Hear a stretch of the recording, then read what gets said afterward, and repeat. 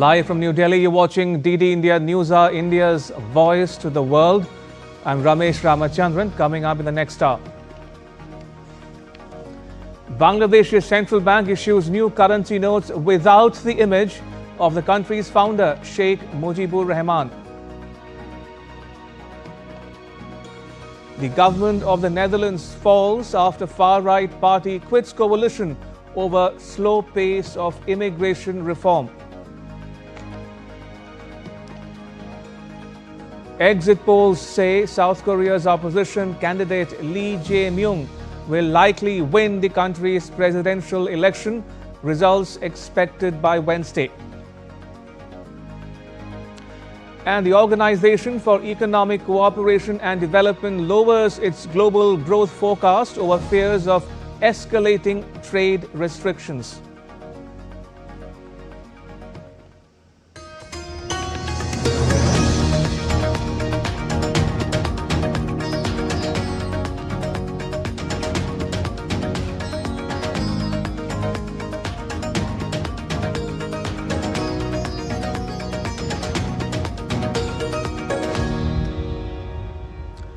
South Korea began counting ballots on Tuesday after voting ended in a snap presidential election, with exit polls suggesting a likely win for opposition Liberal candidate Lee Jae-Myung.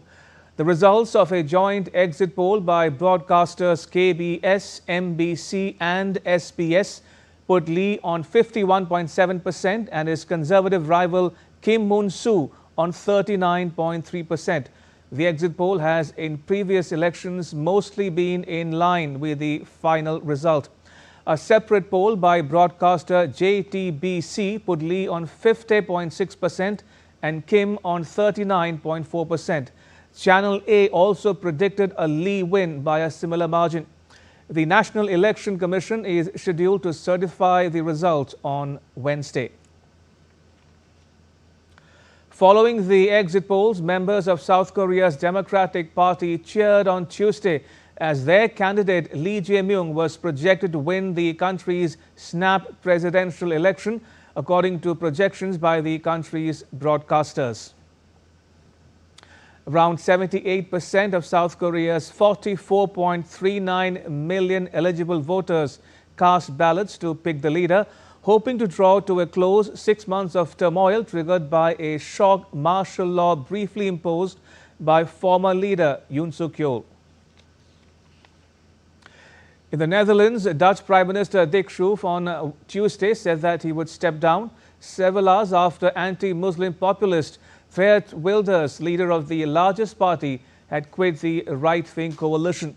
Wilders said that his coalition partners were not willing to support his ideas on halting asylum migration.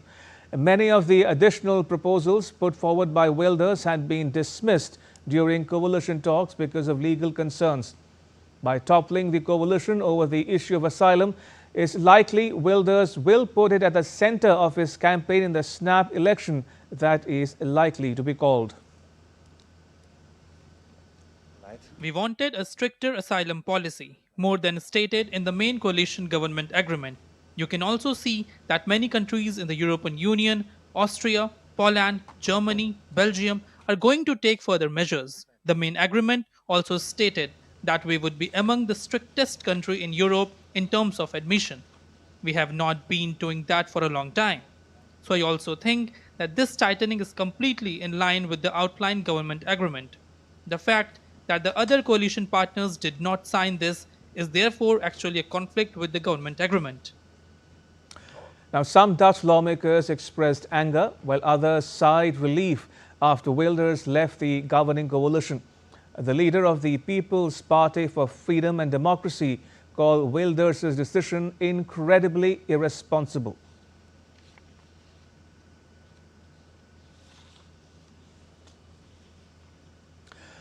For the first time in more than 5 decades, Bangladesh has issued new banknotes that do not contain an image of its founder, Sheikh Mujibur Rahman. Mujib, whose daughter Sheikh Hasina was ousted from power last year, served as the first president of Bangladesh and later as a prime minister until his assassination on 15th August 1975. is popularly known as Bangabandhu, which means friend of Bengal.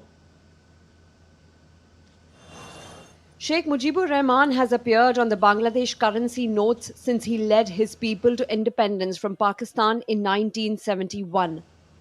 But for the first time in more than half a century, his image has been scrubbed from the country's currency notes and replaced with motifs of landmarks and temples. Bangladesh Bank has released images of 6 newly designed banknotes that will soon be in circulation. Bangladesh Bank's Governor Dr. Ehsan H. Mansoor presented the new designs to Chief Advisor Mohammad Yunus on Tuesday. According to a bank spokesperson, the redesigned notes instead showcase images of significant national landmarks, including Hindu and Buddhist temples, rather than any human portraits. The new notes also include artwork of the late painter Zainul Abedin, depicting the Bengal famine during British colonial rule. Another will depict the National Martyrs Memorial for those who died in the independence war against Pakistan. The bank has clarified that all existing banknotes and coins featuring Mujibur Rahman will remain valid. It is the latest instance of Bangladesh turning its back on Mujibur Rahman's legacy. The museum and the former home of Mujibur Rahman was set on fire last year during the student-led agitation.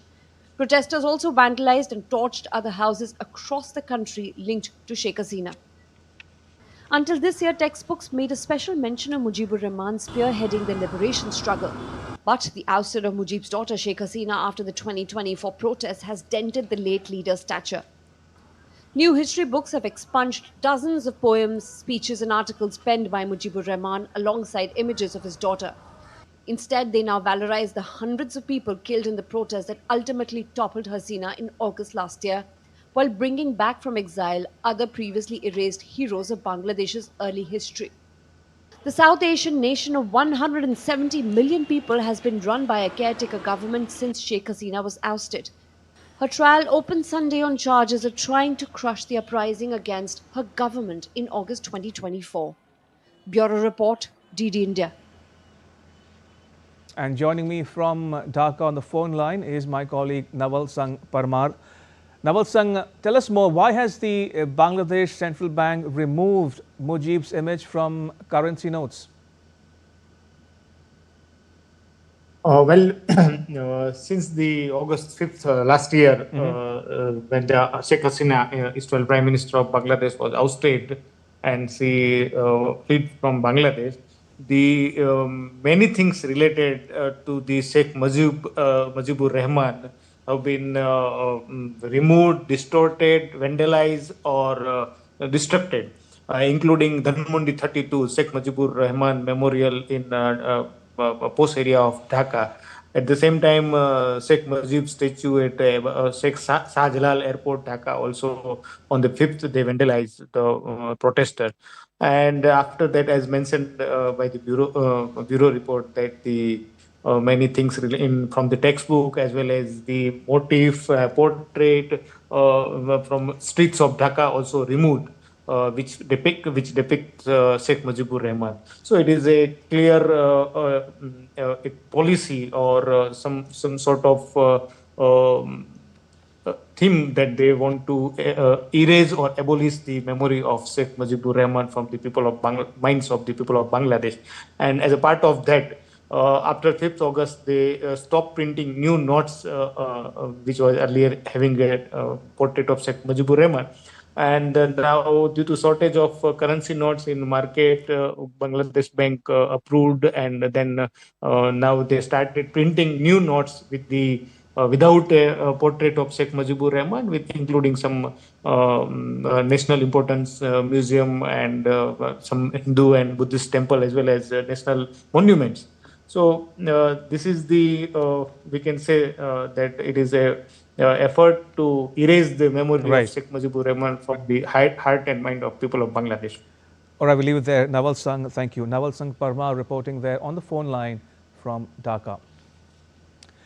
Right, moving on, as part of India's Operation Sindoor and in line with its principled and resolute stance against terrorism, delegations of Indian parliamentarians have been travelling to key world capitals, exposing Pakistan for supporting terrorism.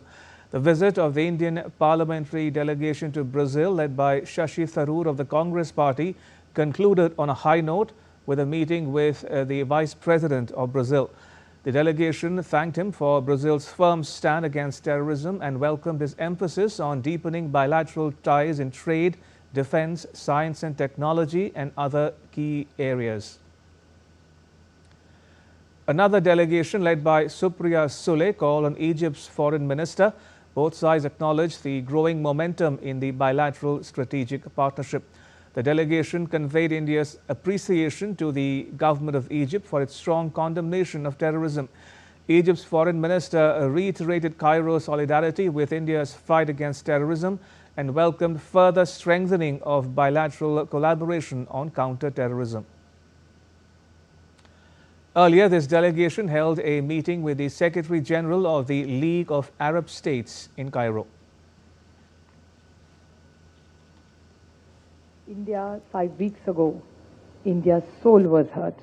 And as you are all aware, what happened in Pahalgam 5 weeks ago. It came as a shock to all of us. But today in Egypt, we have come as proud Indians who are going to rally together to fight terrorism anywhere in the world. So we seek your support.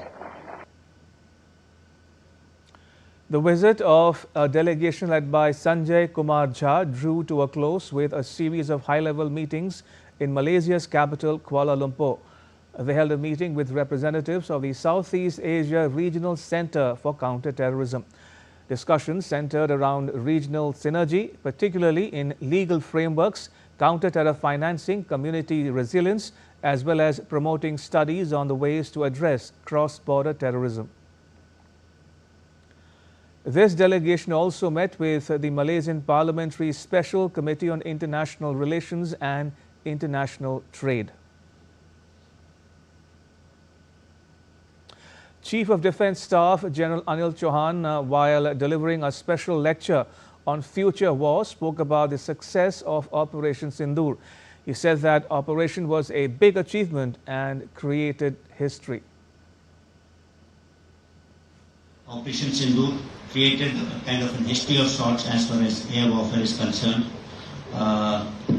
Successful operations were carried out against an adversary which was almost equally mathematical. There are not operations against an adversary which had no air force or no air defense worth a shot. So it was against an adversary, and against that, if you are able to carry out relentless operations deep inside with precision and offensive in intent, I think that was a big achievement, and we were able to penetrate those air defense networks with impunity and at will. Still to come on DD India NewsHour.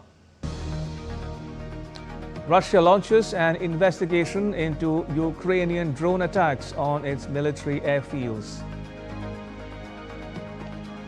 Trump rules out allowing Iran to enrich uranium under any nuclear deal. And Germany's Chancellor Friedrich Merz to meet US President Donald Trump in Washington, D.C.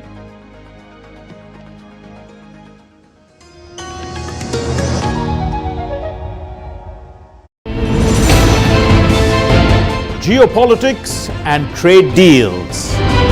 Economic challenges amid development. Hard work and the path to prosperity.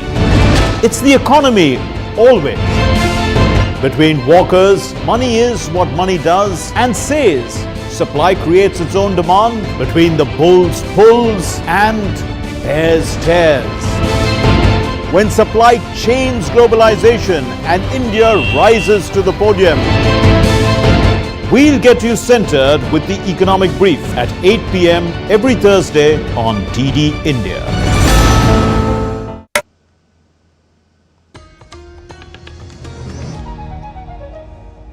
Welcome back. You're watching DD India NewsHour. I'm Ramesh Ramachandran. Russia on Tuesday said that it was wrong to expect a quick breakthrough in talks with Ukraine a day after Moscow rejected Kyiv's call for an unconditional ceasefire at negotiations in Istanbul. The sides agreed on a large-scale swap of captured soldiers and exchanged their roadmaps to peace, or so-called memorandums, as the discussions, which lasted under 2 hours. More than 3 years into Russia's offensive, which has killed tens of thousands on both sides and forced millions from their homes in eastern Ukraine. The two sides appear as irreconcilable as ever. As the war in Ukraine escalates, Russia on Tuesday stated that its forces have killed around 1,400 Ukrainian soldiers in the past 24 hours. The data from the Russian government comes after the two nations carried out their biggest drone attacks against each other since the start of the conflict in 2022. Meanwhile, Russia launched an official investigation into the weekend Ukrainian drone attacks on its military airfields and a probe into the two explosions that hit its rail network. The Kremlin on Tuesday said that President Vladimir Putin was kept updated on the attacks in real time. We said that the Russian President Vladimir Putin was updated online on what had been happening. This is from one. You know that a probe is underway, launched by the Investigative Committee of the Russian Federation. There was a relevant statement by the Ministry of Defense. I suggest to wait until the results of the probe are available and focus on the content of the statement by the Russian Ministry of Defense. On Tuesday, Kyiv alleged that in a Russian artillery attack on Ukraine's northern city of Sumy, 3 people were killed and at least 25 were injured. Earlier on Tuesday, Ukraine's Donetsk administration said 4 civilians were killed in separate artillery attacks on 4 locations overnight. Ukraine's President Volodymyr Zelensky accused Russia of targeting civilians in Sumy. At least 700,000 people across a swathe of southern Ukraine controlled by Russian forces were without power on Tuesday after Ukrainian drone attacks and shelling knocked out electricity substations. There was no immediate comment from Ukraine, with the attacks which targeted the Zaporizhia and Kherson regions appeared to be one of the largest of its kind on Russian-held territory since the war began in February 2022. Zelensky said last week that Russia was mobilizing about 50,000 troops for an offensive on the region. Bureau Report, DD India. Meanwhile, Ukraine has claimed that it had detonated a bomb under the Crimean Bridge, which links the annexed peninsula to Russia and has been widely targeted since 2022. Kyiv's Secret Service said it had conducted a new, unique special operation and hit the Crimean Bridge for the 3rd time, this time underwater. But the extent of the damage caused by the blast was not clear. The 19-kilometer-long bridge appeared to be in operation as usual on Tuesday afternoon local time.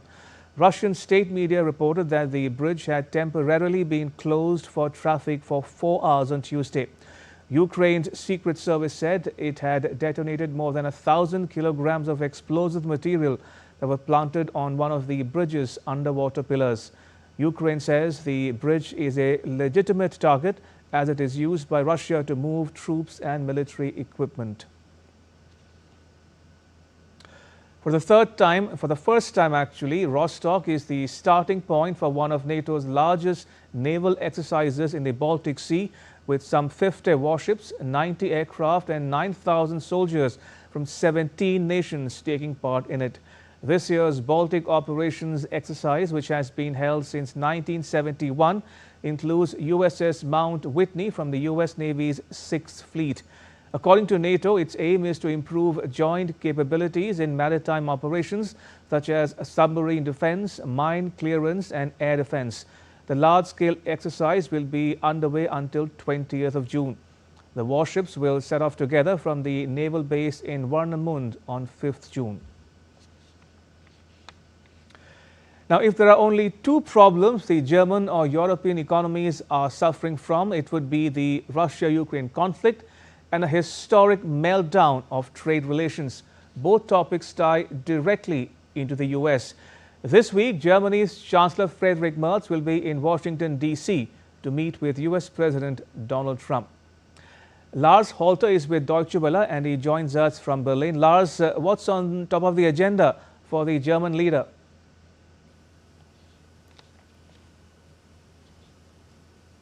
Thanks for having me. Well, you named the 2 problems we are facing. Now it seems the number 1 topic on the agenda for this bilateral meeting will be Russia's war in Ukraine. And rightly so. This geopolitical crisis, a war of aggression, in Europe and now in its fourth year.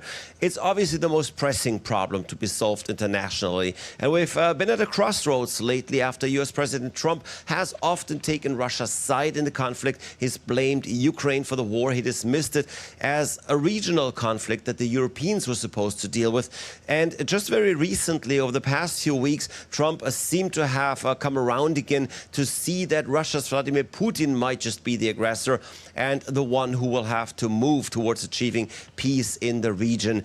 Anyway, now Merz has one clearly defined goal. He needs to convince Trump to increase pressure on Putin, to criticize and ideally sanction Russia, to pull any support from Putin, even if it's just words of encouragement or criticism of Ukraine. Merz will try to bring the US back to the table, hoping that economic sanctions from the US against Russia can force Putin to actually negotiate. And what do we know about how the two leaders will be getting along?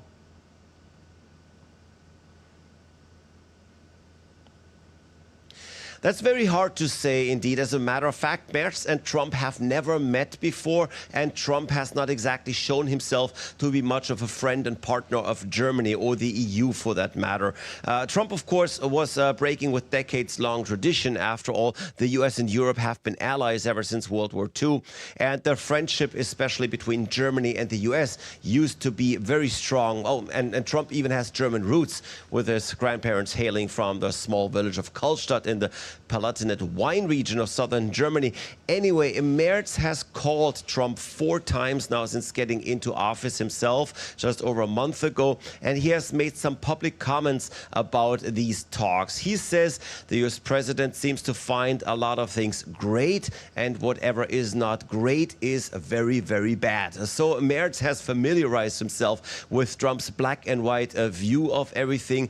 I think he can hope for some goodwill in Washington too. After all, he's a conservative old white man, and he has broken with, for example, the loose German immigration policy established by former Chancellor Angela Merkel, definitely one of Trump's biggest foes. So there's some hope that Merz will find a way to talk to Trump without being targeted by Trump, as South Africa's Cyril Ramaphosa recently was, or even outright shamed in the White House, as was Ukraine's President Zelensky.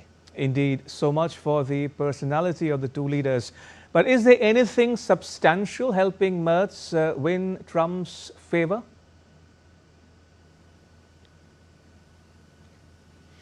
Yes, there is indeed. So Trump has long criticized Europeans for not investing enough in defense in the country's individual militaries. But it's exactly here where things are moving. Confronted with the reality of Russia's war in Ukraine and the US shying away from the conflict, Merz has said he wants to invest 5% of Germany's GDP into defense. 3.5% would go straight into the military, with the remaining 1.5% going into the country's infrastructure. That begs the question, of course, is that really a 5% pledge then?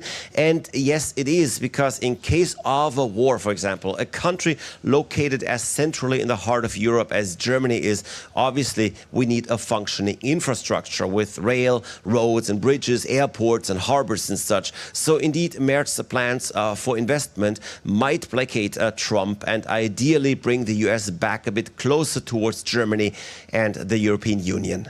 Lars, thank you. Lars Holter reporting there from Berlin. Right, another news. Trump on Monday ruled out allowing Iran to enrich uranium under any nuclear deal, as Tehran defended what it said was its peaceful pursuit of fuel for power generation. Uranium enrichment has remained a key point of contention in 5 rounds of talks since April to ink a new accord to replace a deal with major powers that Trump abandoned during his first term in 2018.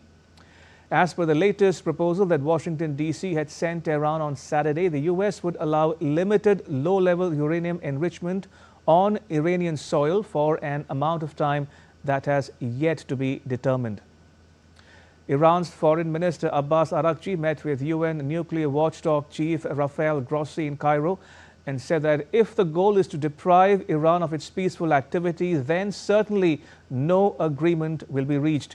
The remarks came after Grossi of the International Atomic Energy Agency on Monday called for more transparency from Iran following a leaked report that showed Tehran had stepped up uranium enrichment. The IAEA report showed that Iran has ramped up production of uranium enriched up to 60%, close to the roughly 90% level needed for nuclear weapons. Trump and Chinese leader Xi Jinping will likely speak this week, days after Trump accused China of violating an agreement to roll back tariffs and trade restrictions. Trump said on Friday that he was sure that he would speak to Xi. China said in April that the two leaders had not had a conversation recently. Trump reignited strains with China last week when he accused China of violating a deal that had led both countries to temporarily reduce huge tit-for-tat tariffs. Turkmenistan's president concluded a visit to Mongolia marked by extensive negotiations with the host country's president. The visit focused on strengthening bilateral cooperation across political, economic, cultural and humanitarian spheres. They discussed regional and international issues with a focus on trade, transport and support for landlocked developing countries. During the visit, 14 documents were signed, including an agreement to establish an intergovernmental commission on bilateral cooperation, aiming to enhance partnership in key areas. Meanwhile, Mongolia's Prime Minister has stepped down after losing parliamentary support following corruption claims that erupted into street protests last month. In a statement, the parliament said that it did not pass a draft resolution on a confidence ballot, meaning he was deemed to have resigned. The secret ballot followed days of protests in the capital Ulaanbaatar against alleged corruption. The ousted leader said that he was honored to serve Mongolia during challenging times, including the pandemic, wars and trade tariffs following the announcement of the vote result in parliament. He'll remain as caretaker prime minister until his successor is appointed within 30 days. Commerce and Industry Minister Piyush Goyal is visiting France, where he held bilateral meeting with key persons. On Tuesday, Minister Goyal met with the Director General of the World Trade Organization and Saudi Arabia's Commerce Minister. They discussed about enhancing bilateral trade, exploring new investment opportunities and strengthening economic partnerships. In his meeting with the WTO chief, the minister emphasized India's commitment to help strengthen a fair, inclusive and rules-based multilateral trading system. Minister Goyal also met with France's Minister Delegate for Foreign Trade and French nationals abroad. They explored new avenues for enhancing bilateral trade and investments and facilitating business-to-business engagement. The two ministers reaffirmed their shared commitment to making technology a new cornerstone of the India-France economic partnership, especially in the context of the upcoming India-France Year of Innovation 2026. And still to come on DD India NewsHour. An expert take on Bangladesh dropping Sheikh Mujibur Rahman's image from currency notes. Weather updates from around India.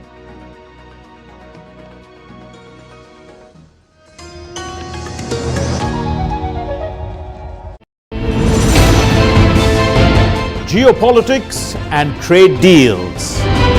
Economic challenges amid development. Hard work and the path to prosperity. It's the economy always. Between walkers, money is what money does and says. Supply creates its own demand. Between the bulls pulls and bears tears. When supply chains globalization and India rises to the podium. We'll get you centered with the Economic Brief at 8 p.m. every Thursday on DD India.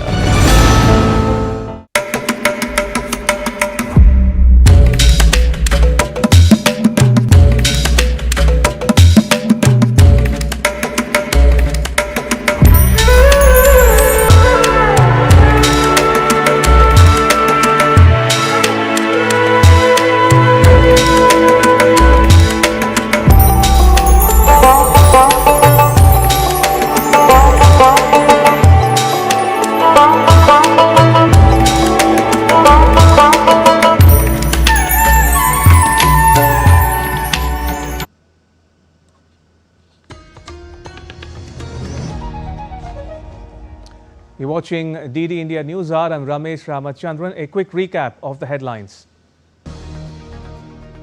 Bangladesh's central bank issues new currency notes without the image of the country's founder, Sheikh Mujibur Rahman. The government of the Netherlands falls after the far-right party quits coalition over slow pace of immigration reform.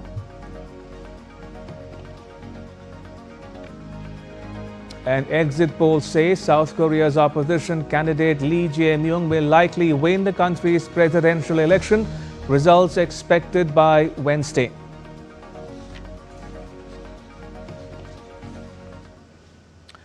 All right, going back to the top story we are tracking here on DD India NewsHour.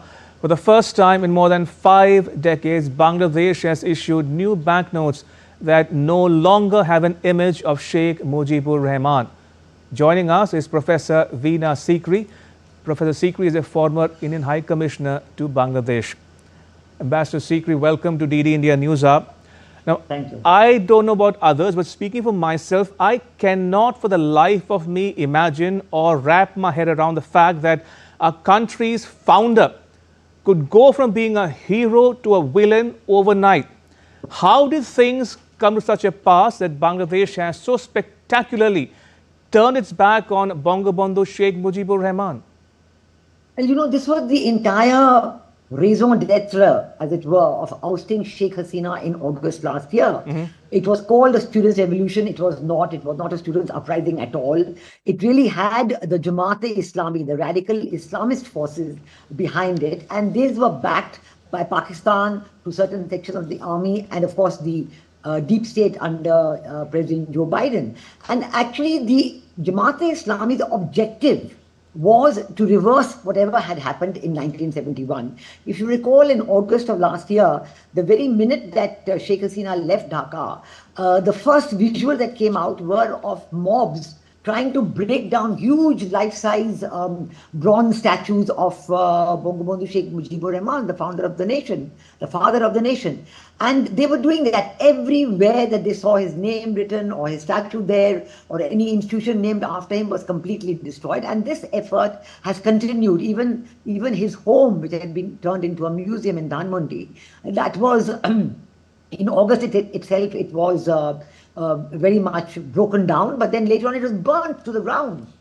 You know, they were not even satisfied with destroying it. They said, no, we will burn it to the ground. And that's what they did. You are showing the visuals of that. So it has really been one big effort over the last 7 to 8 months of destroying the entire heritage of the Awami League, quite forgetting that under Prime Minister Sheikh Hasina, they had 6 to 7% rate of growth. They had risen from the least developed countries category, which is quite remarkable for any country. But now in just 8 or 9 months, that rate of growth has been halved or less than halved. And I think there's so much poverty, there's so many factories closed, so much joblessness, high inflation in Bangladesh that the people are really in a very, very poor and unimaginably difficult condition. But still, the Jamaat-e-Islami and the radical forces are only bent on this one effort of wiping out the memory of the Liberation War. And that is why they have now changed the currency notes. Indeed. And removed the image of Bangabandhu from the currency notes, which I agree with you, which is quite remarkably, a remarkable, distasteful, I would say. Nobody would ever dream in India of removing the image of Mahatma Gandhi from our currency notes. You know, it is one of the long-lasting, everlasting, memories of India's fight for independence. And now to see that they're trying to change all this, they're going to have a July declaration, I believe. They might try to change the constitution. They would, say this is the second republic, as if the first republic never existed, like they have in France, So it's a very dangerous situation. It is indeed dangerous. Ambassador Sikri, help our viewers understand something else as well. Is the negation of Mujib's legacy a knee-jerk reaction or a considered, deliberate response? Was it a spontaneous outburst, or did generations of Bangladeshis carry an animus towards Mujib which spilled out into the open during the protests of last year? No, I think, in fact, the last 9 months have shown that the love for Sheikh Mujib the memory of the liberation war, the respect and regard that Bangladesh youth and most of the population have for the liberation war, that is still intact. Right. It is very much intact. And in fact, it is only after noticing and appreciating that actually the Awami League vote bank is intact. The 35 to 40% vote bank of the Awami League is more or less intact. Right. Despite a huge campaign against Prime Minister Sheikh Hasina, describing her as fascist, describing her as having committed crimes against humanity. Now there's a case launched against her. Despite all of that, despite the vilification of India, saying that India is what made Sheikh Hasina do all this, and creating this vicious anti-India campaign. But all this has boomeranged actually on Mohammed Yunus, and you're seeing that it is now an act of desperation, because having realized that the initial campaigns and vilification campaigns and so on have boomeranged, and that the vote bank of the Awami League is actually intact, they have now banned the Awami League, which actually they're not even authorized to do, because this is a interim regime. They have no authority to do anything except prepare for and conduct the next elections with the Election Commission. Right. And instead of doing that, they are trying by every means possible to destroy the memory of the Liberation War, to destroy the memory of the Awami League, and they are more and more cozying up with Pakistan. Which brings me to another equally perplexing thing about the Bangladesh of 2025, Ambassador Sikri. What is worse than erasing or scrubbing Mujib's legacy is to befriend Pakistan, the very country and its people who were responsible for the genocide of Bangladeshis during the Liberation War of 1971. Do you think this behavior is quite beyond the pale?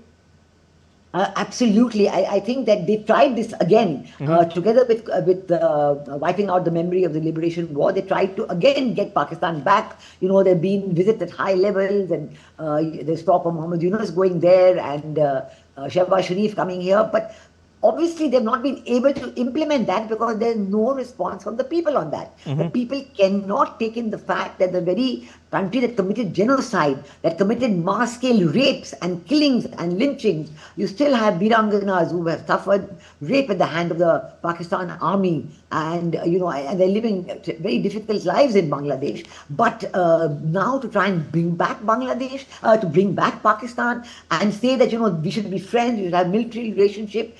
And they've tried to do all that. But I must say that, at this stage, there is a fairly straightforward standoff between the Bangladesh army and Mohammed Yunus, because Mohammed Yunus then tried to even establish a corridor with Myanmar, what is called a humanitarian corridor, but everybody suspects it's a corridor to supply arms to the Arakan army. And the Bangladesh army took a position against it and said this corridor is not acceptable and they would not allow it to happen, and that Mohammed Yunus is not keeping them informed. So actually, this is the standoff still continues. Bangladesh is trying to implement the corridor, saying there will be a special military zone. The Bangladesh army has said there is no such decision.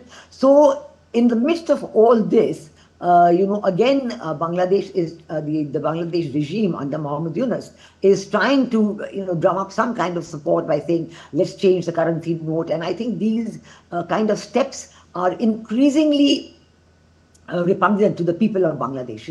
Increasingly they don't want such things to happen. They want to go back to the memory of the Liberation War. They want to go back to their status as an independent country, which is coming out of poverty, which is developing well, where people are getting jobs, where people are getting a good education, and all that is changing and making the people very unhappy. Mohammed Yunus implemented so many adverse trade situations with India, trying to reduce the import of Indian goods, thinking that then they would get goods from other countries. But even that didn't work, because when you try to get these goods like cotton or cotton yarn or pharmaceuticals or textile machinery coming from India, these were all inputs into Bangladesh's own exports. And it was actually giving value added, because they were getting goods at very reasonable prices, very short supply chain, just a few days. But trying to get these goods from Pakistan or Egypt or Brazil or USA, it's adding weeks and weeks and adding money. And so the factories are closing down, people are losing jobs,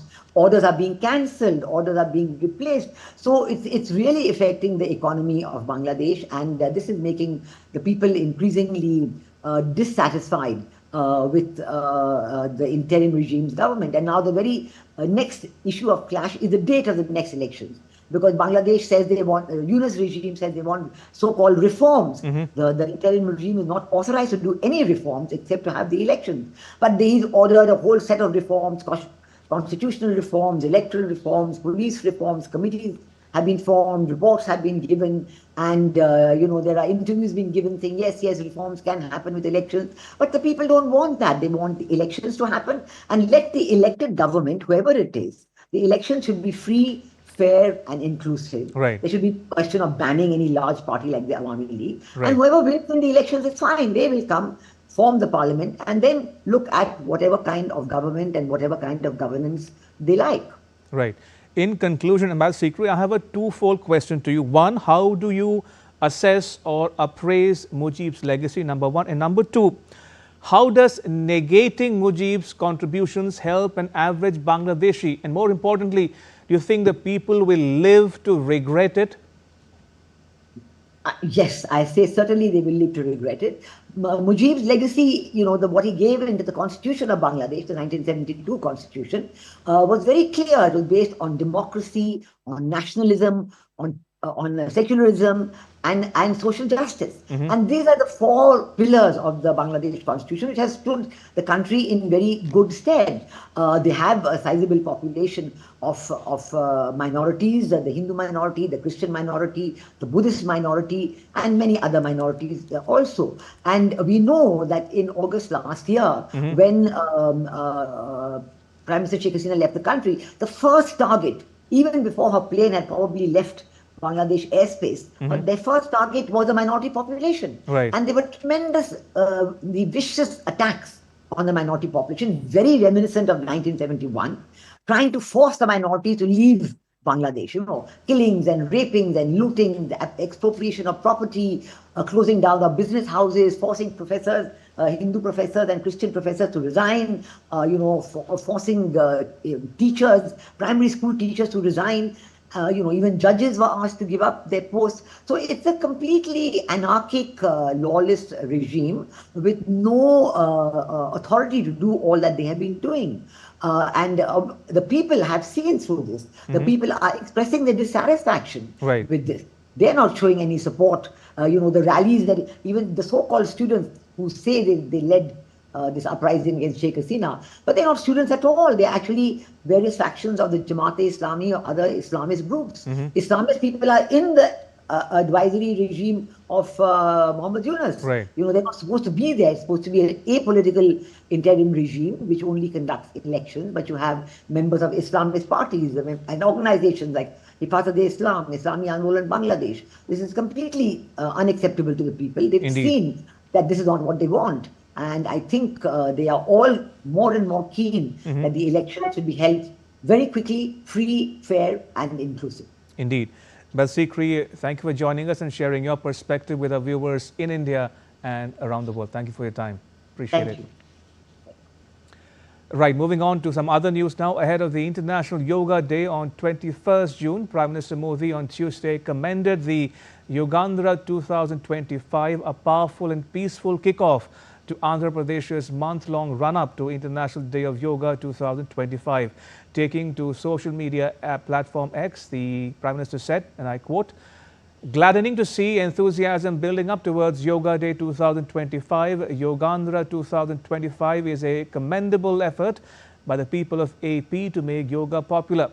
I look forward to marking Yoga Day in AP on the 21st. I call upon all of you to mark Yoga Day and also make yoga a regular part of your lives," unquote. And President Draupadi Murmu met with a group of students from Ladakh. The group hailed from the Army Goodwill School at Dras, a town in Ladakh. The students visited the Rashtrapati Bhavan as part of a national integration tour. The flood situation in Assam has worsened, with Sribhumi being the worst hit district, followed by Kachar and Nagaon. According to the Assam State Disaster Management Authority, the Brahmaputra, Barak and all the tributaries are flowing above the danger mark. Rescue operations are continuing. The state government has opened 165 relief camps and 157 relief distribution centers. District administrations have deployed SDRF teams for rescue and relief operations. So far, one person has died in the district because of flooding. In Sikkim, the first group of stranded individuals was successfully air evacuated from Chaten on Monday. Two Mi-17 V5 helicopters completed the evacuation mission, landing safely at Pakyong Greenfield Airport with 34 evacuees on board. Apart from the valley areas of Imphal East and West, Thorbal, Bishnupur and Kakching districts, flooding has severely affected several villages in Senapati, while landslides have been reported from Ukhrul, Ferzol, Noni and Tamenglong. Authorities have opened 31 relief camps, reported damage at 14 infrastructure sites and confirmed that at least 3,365 houses have been impacted. Approximately 1,599 people have been relocated to safer areas. And still to come on DD India NewsHour. The India Pavilion inaugurated at Nor Shipping 2025 in Norway's capital Oslo. And PV Sindhu downs old rival Nozomi Okuhara in the opener in Indonesia Open badminton tournament.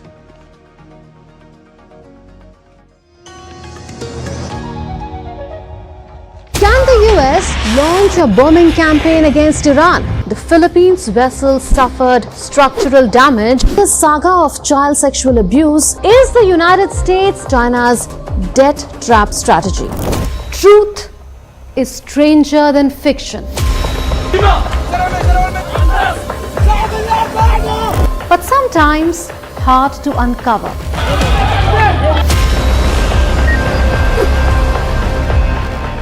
Trust us to tell the truth, unadulterated and pure, of every story that matters to you.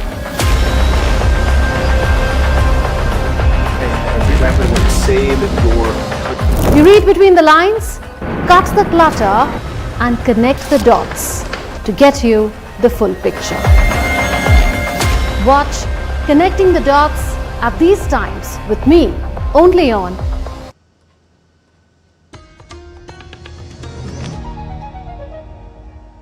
You're watching DD India NewsHour. I'm Ramesh Ramachandran. In a significant moment for India, Devendra Kumar Sharma, member of the National Security Advisory Board, has been elected as the president of the International Commission on Large Dams, or ICOLD. The election was held through a secret ballot during the General Assembly of ICOLD's 93rd annual meeting and 28th Congress in Chengdu, China. Sharma, who secured a decisive win over his contender from the US, will serve a 3-year term from June 2025 to 2028. This marks only the second time in ICOLD's 95-year history that an Indian has held this prestigious post. Established in 1928 and headquartered in Paris, ICOLD is a global body dedicated to advancing dam engineering. It has 107 member countries, including India, which joined in 1930. Each member nation exercises one vote in the annual elections. India's Sports, Shipping and Waterways Minister Sarbananda Sonowal, along with Norway's Crown Prince Haakon Magnus, inaugurated the India Pavilion at the Nor Shipping 2025 in Oslo. This is India's first ever participation at the premier global maritime event. India is building a maritime future that is modern, green and globally connected while staying rooted in its 5,000-year-old seafaring legacy. India's first polar research vessel will be a Made in India one. A landmark Indo-Norwegian collaboration takes shape with the MOU signing between India's premier Garden Reach Shipbuilders and Engineers Limited and Norwegian Kongsberg Maritime to co-design and build India's first polar research vessel for the National Centre for Polar and Ocean Research. The state-of-the-art ship will support polar and ocean research, strengthen India's climate science capacity and power the Self-Reliant India campaign. India and the UK held the 17th Foreign Office consultations and the first Strategic Exports and Technology Cooperation Dialogue in New Delhi. Co-chaired by India's Foreign Secretary Vikram Misri and UK Permanent Under-Secretary Ollie Robbins, the two sides held wide-ranging discussions covering the full spectrum of bilateral ties with a focus on enhancing cooperation in trade, technology, defense and people-to-people exchanges. They also discussed and addressed pressing regional and global issues. Foreign Secretary Misri thanked the UK for its support and solidarity with India in its fight against terrorism. The Organization for Economic Cooperation and Development has lowered its global growth forecast on Tuesday, warning that escalating trade restrictions and declining productivity could further weaken the economy. The global economy is on course to slow from 3.3% last year to 2.9% in 2025 and 26. The OECD has been trimming its estimates from March for growth of 3.1% this year and 3% next year. Addressing delegates, OECD Secretary General Matthias Cormann said low productivity growth and rising trade restrictions would lead to lower growth if they were not tackled. It's our economic outlook, projecting global growth to fall below 3%, for inflation to decline more slowly. And the context is the significantly increased economic and trade policy uncertainty, tighter financial conditions, lower business and consumer confidence, and the impact it has on investment and activity that we're observing, which has led to this downgrade in our economic growth outlook. And now to all the news from the world of sport. Two-time Olympic medalist PV Sindhu secured a hard-fought opening round win at the Indonesia Open badminton tournament on Tuesday. Sindhu was made to work hard but eventually came out on top with a 22-20, 21-23, 21-15 scoreline against Olympic bronze medalist Nozomi Okuhara of Japan. This was Sindhu's 11th win in the 20 head-to-head matches against the Japanese shuttler. However, Malvika Bansod, Anupama Upadhyay and Rakshita Ramraj all bowed out of the tournament. In the men's singles, Lakshya Sen put on a spirited display but lost 11-21, 22-20, 15-21 to world number 2 Shi Yuqi of China in the first round. HS Pranoy also lost his first round match 17-21, 18-21 to Alvi Farhan of Indonesia. Meanwhile, India's top doubles duo of Satvik Sairaj Ranki Reddy and Chirag Shetty advanced to the second round with an 18-21, 21-18, 21-14 comeback win over Indonesia's Leo Rolly Karnando and Bagas Maulana. After losing the opener, Satvik Chirag rallied from being 10-5 down to win the second game. The third game was fiercely contested, but the Indian duo prevailed. Four-time Olympian Deepika Kumari and world champion Ojas Deotale will spearhead India's challenge at the Archery World Cup Stage 3 in Turkey. Former world number 1 Deepika Kumari will look to add to her impressive tally of 37 medals in Archery World Cup history. Jyoti Vennam will also be a part of the women's event along with Anshika Kumari, Ankita Bhakat and Simranjeet Kaur. World champion Ojas Deotale, two-time Asian Games gold medalist Abhishek Verma, Rishabh Yadav and Uday Kamboj make up India's men compound archers squad. Olympians Dheeraj Bommadevara, Atanu Das and Tarundeep Rai will also be in Antalya. India sent a 16-member contingent to compete at the tournament in Antalya city from 4th to the 8th of June. And that's all for this edition of DD India NewsHour. Let us know your thoughts on the news of the day. You can get the latest news and updates on the DD India mobile app. It's available on both Android and iOS platforms. Scan the QR code that is now on your screen to download it. And we'll be back with more news as it breaks here on DD India. I'm Ramesh Ramachandran from all of us here in New Delhi. Thanks for watching DD India NewsHour.